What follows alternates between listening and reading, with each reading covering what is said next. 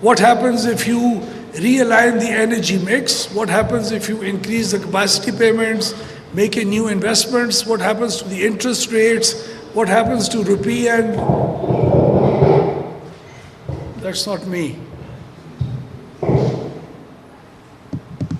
So the power division has actually started doing that, and we've already started recruiting people through the World Bank process who are giving us very concrete and substantial advice in terms of numbers, and there has to be financial modeling done for every kind of an incentive that you provide for the industry. So just giving you an example, the winter incentive tariff that could encourage the demand in the winters to grow higher than what it is right now for industrialization to take place, that's all about numbers.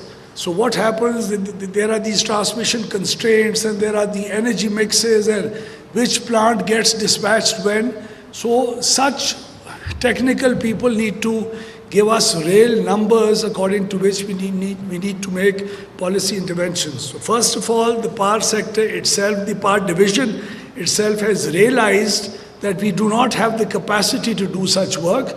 So we've hired many people as we speak. We've already gone through the hiring process, but we are also establishing and laying the foundations of an institution that would be the technical arm of the power division for times to come.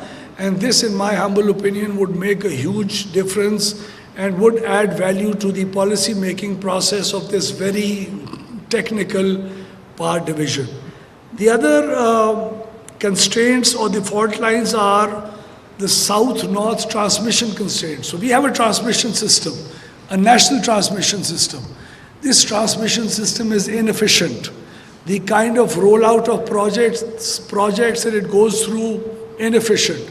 A project that's supposed to be completed in 18 months, it takes 6.5, 7, 8, 10 years to do. Right now in your country and in our country, there is cheap energy available in the south, here around Karachi, that we can't transmit to the load centers of this country, and we have to bear the cost of utilizing the expensive power being produced up in the north to these industrial centers, which is adding a lot of burden on the overall pool price of energy across the country. So the transmission constraints is something very serious that we are facing right now. Thank God, by the grace of God, we've already been able to identify these constraints in the past 6 months, and good development partners like the World Bank, the Asian Development Bank and others have already committed to financing these constraints in the next 2 years. So Pakistan should be out of the national transmission constraint part of the fault line that is very serious within the next 2 years. We're well on our way in order to do that, and this should be over in the next 2 years. The other is the horrible state of affairs that our distribution companies are in. So Sakhar Electric Company and Hyderabad and Lahore, they used to support a political economy. So there used to be a whole political economy around it. And that was because of the inefficiencies that the discos had. People used to complain to constituency politicians like myself. We used to go around and say, I want my XCN so that all the complaints that people are bringing to me need to be resolved. There wasn't a complaints service delivery mechanism in these companies.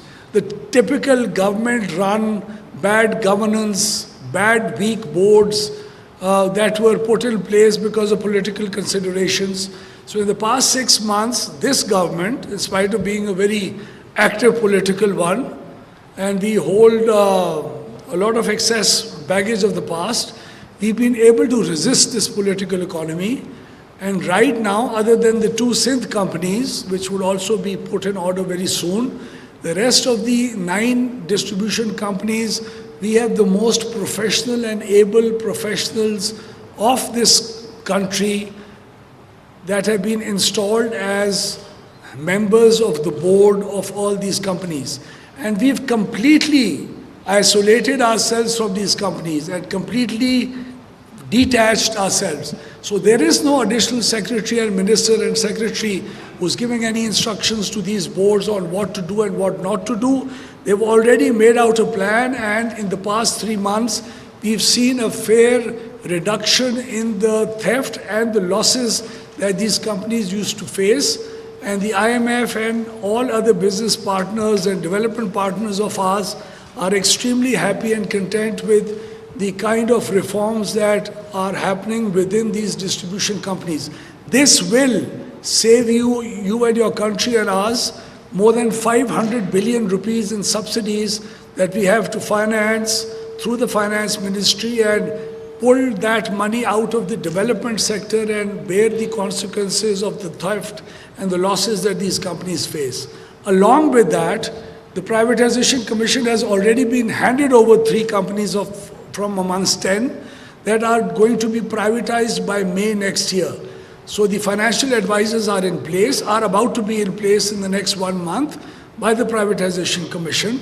So by the end of next year, out of the 10 companies that Pakistan has, more than 7 of these companies would have been privatized, and privatized in a much healthier manner than we've seen in the past. So the KE privatization is not an ideal one. Is it an ideal one?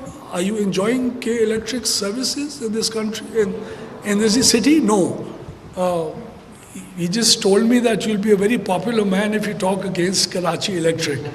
So we are trying to learn from that, and we've gone through the learning curve, and hopefully the next privatization process will bring about private sector entities that will be far more efficient than Karachi Electric has been in the past.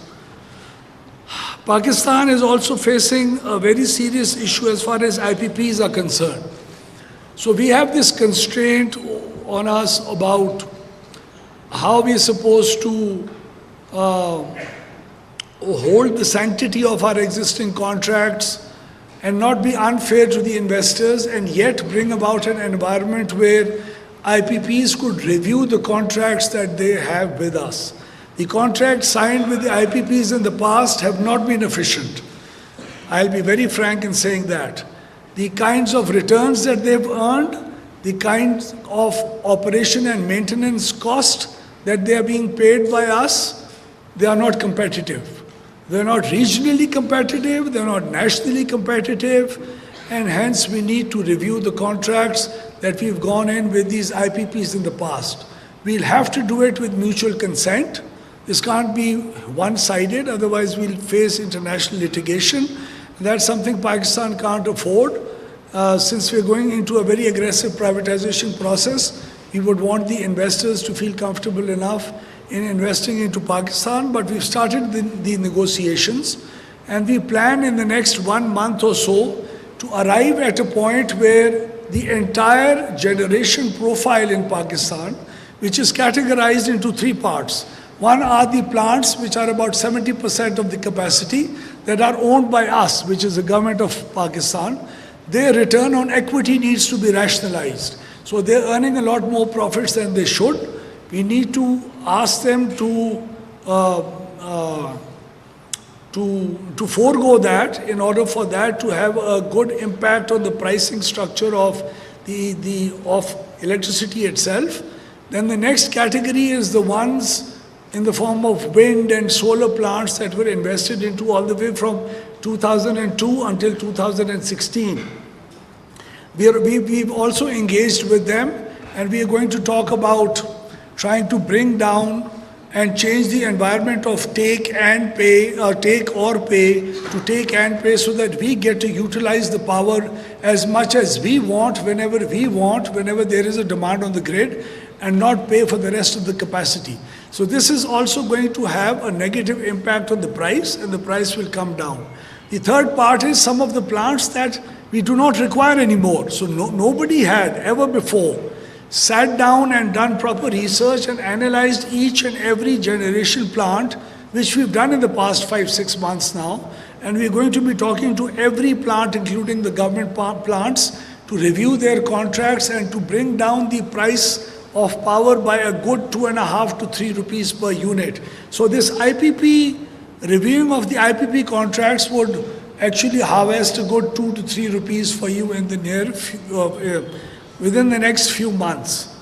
Other than the IPPs, we have other serious issues like our national transmission company, the NTDC. There has to be restructuring out there. So there are these 11 or 12,000 employees typically working in a government-controlled environment. So we are splitting that NTDC up into three pieces. One is going to form the independent system market operator.